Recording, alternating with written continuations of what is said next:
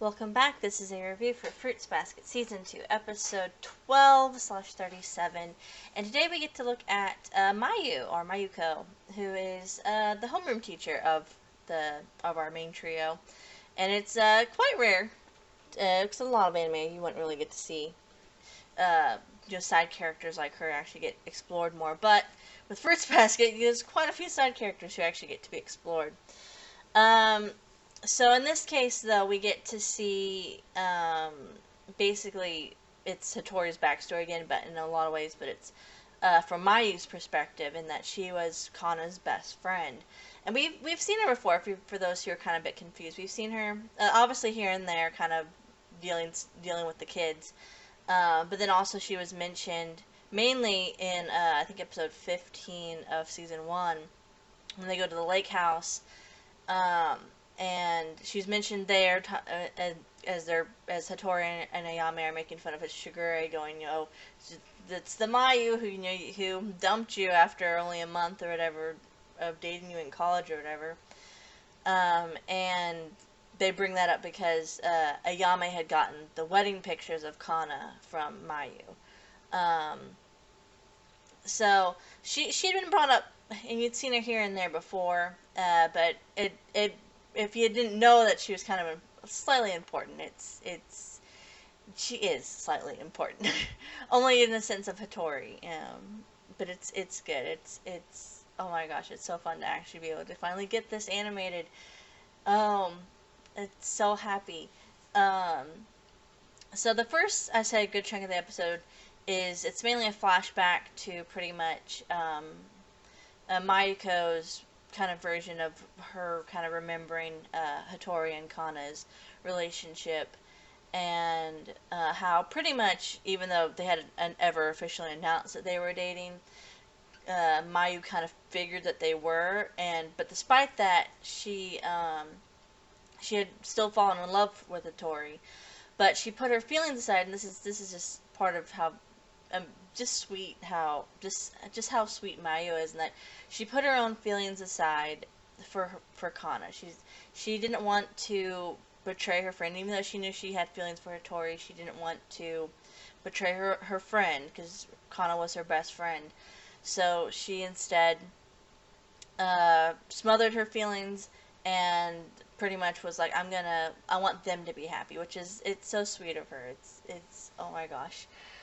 Like, she doesn't consider herself to be, she wishes that, she was just as, sweet, and, know that she could be as happy when, she could be outwardly happy when she's feeling happy, or she could cry when she's feeling sad, all the way, and she doesn't think she's like that, but, of course, in this episode, we actually see her actually be very much so like that, and the representation of when, they're at the bridge, and Hitori remembers the kid that was crying, and she's just crying out at the bridge, because of Hitori being like, I don't, my life I don't deserve to be happy. I just don't, happiness just isn't for me, or whatever.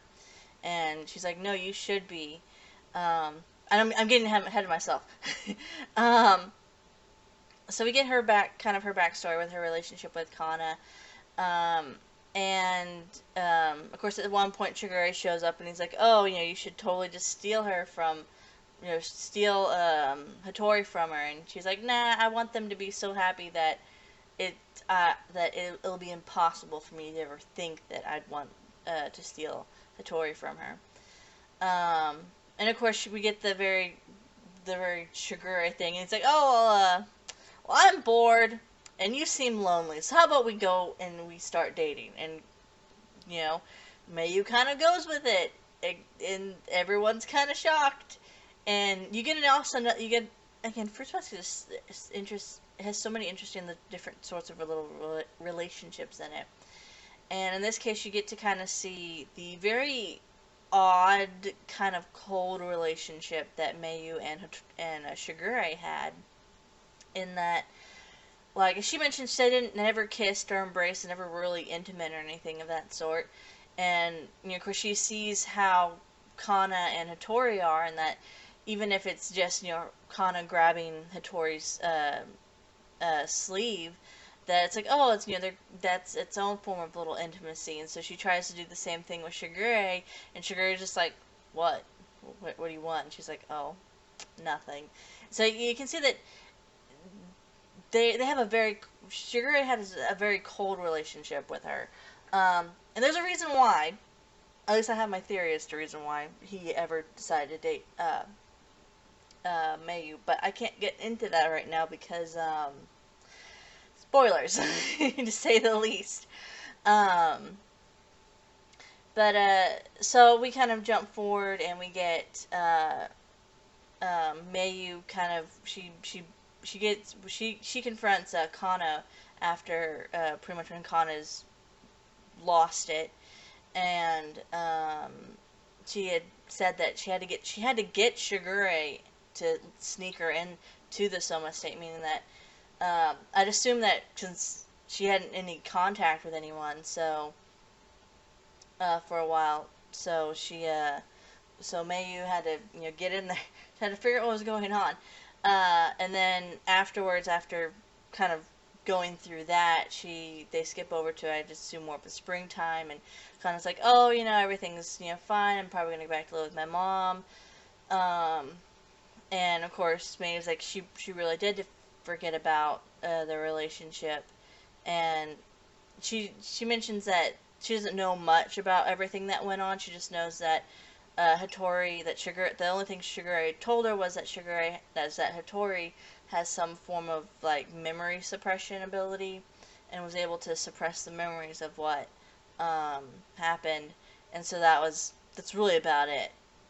But then you get Kana's thing of going, oh, I'm glad you broke up with Shigure. He seemed cold with you. I think you should totally be good with Hitori. You should go and date him. And it's just like, oh, it's just so sad for Mayu, because she's like, it's one of those things where it's like, someone would be, that they were good with each other, but then due to the fact that of what happened, it turned out to be bad, and it's like, oh, it's just one of those heartbreaking, like, no, don't say that, Kana, you're killing us over here. But it actually does, because I know that this entire scene kind of does help explain some things. I know that there were some people who are anime onlys who were watching, and they were like, well, why didn't, someone ought to have known what had happened to Kana. And then, of course, when we had her friend, we found out that, Mayu was friends with Kana and whatnot. They figured, oh, well, someone, again, maybe Mayu, someone ought to have known what went on with Kana. And in this case, it's like, oh, well, someone does know, and that's Mayu, although she clearly doesn't know everything that's going on. Everything that went on, she just knows that Hitori has a memory suppression ability. That was my phone. Anyway, sorry. So, she knows that, but she doesn't know much of anything else, and it would make sense because, so this kind of sounds strange that it would make sense, but this actually does make sense that, because, sometimes when people break up in a relationship, they're like, they sometimes want to pretend that the relationship didn't happen, and so, in this case, that's probably what, even though, for Kana, at this point, since her memories are suppressed, it's like, it literally didn't happen to her, but when people ask her about it, saying, oh, if they had known that her and Hitori were dating, because again, Mayu, it wasn't ever official that they were dating, it was just Mayu kind of assumed that they were, and kind of got the confirmation from Shigure that they were, that it makes sense that even if they did know that Kana was dating Hitori, that if they were to ask her about it and say, oh, well, how exactly did things go with Hitori and breaking up and all this stuff, and she'd be like, oh, what? And it seemed like her being, in this case, naive and not knowing what they were talking about, would seem like she was just pretending and trying to not wanting to talk about the situation. And so for me, it makes sense overall. I know some people are nitpicky about these things. I've never really went into it, but it made sense over time when as I got older and I continued to read the series. It made sense. Anyway, I got distracted on that. But the main kind of portion of this episode, besides the flashback, is that Mayu's at taking care of her parents' bookstore. Shigure comes in. He kind of messes with Mayu a lot, teasing her. But also being like, oh, hey, like, you should totally move on. Kana's married now, and, like, Hitori's got a girlfriend. And she's like, oh, okay, well, maybe I should move on then. And then, of course, he leaves, and Hitori shows up, because it turns out that the book that Shigure, that she thought had ordered, turns out that was actually a book for Hitori, and so Hitori came to pick it up. But it turns out it won't be there the next day, and so she's like, and so, he's just talking, and he goes, okay, well, I'll leave, and she thinks to herself, he should, if he's actually dating someone, if he's actually moved on, he should be happier than what he is now, which is like, he doesn't seem to be that way. So, of course, they meet up the next day, and, pretty much, of course, they're on two completely different wavelengths. They're both misunderstanding what's going on, because Hitori doesn't have a girlfriend, but Mayu thinks he does because of what Shigure says, and so she's like, you should be happy, you should be more happy than what you are now. And Hitori's like, well, happiness and me just don't mix, happiness isn't for me. And Mayu's like, no, everyone else in the world is happy, everything's beautiful, it's amazing out here, other people are enjoying life and having fun, you should be happy too. And basically, if she goes into if you're not going to cry, I'm going to cry for you, because you need someone, you need some form of reprieve in order to really help you heal from what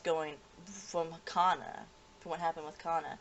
Of course, she cries her eyes out, and Hitori kind of realizes that, yeah, she's just like the little boy that he saw at the Soma estate that was crying, and that she's able to do so freely, and that it's something that he wishes he could do. He wishes he could just cry and, bawl his eyes out, because it probably would make him feel better.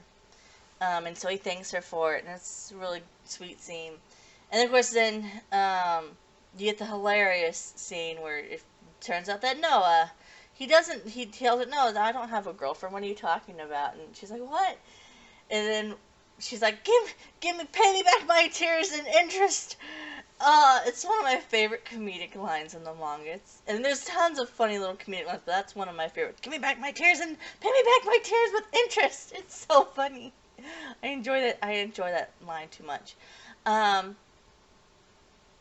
And then, of course, he invites her out for lunch, and that's really kind of about it. And then at the end, Shigure is like, oh, it'll probably take a little while to, for you and Shigure, you and Hitori to kind of actually really get together, but, it'll be fine. I figure you guys just need to push, and, with how long you've already waited for him, you'll be fine. And she's like, go away, Shigure, I hate you. But then we get our first flash forwards that we have in the manga, and have in the entire series, and it'll be a long time before we have another one. I don't even think will we have another one for a while? I don't remember. Blanking on that. But we get a flash forward of Mayu being like, it's not even going to be 5 to 10 years. 5 to 10 years is way too much of an estimation, or an exaggeration. It won't even be that. But by the time I cut my hair short, and he'll start calling me Mayu again, and we'll go out again. We'll start going out. And it's like, oh, so basically, we get our first official in couple canon here. We get in-game canon here. We get Hitori and Mayu are officially canon. Of course, they're not going out at the moment, but that at some point in the future, they're gonna start dating. And it's like, yes! Finally! So it's so good, and I'm so happy.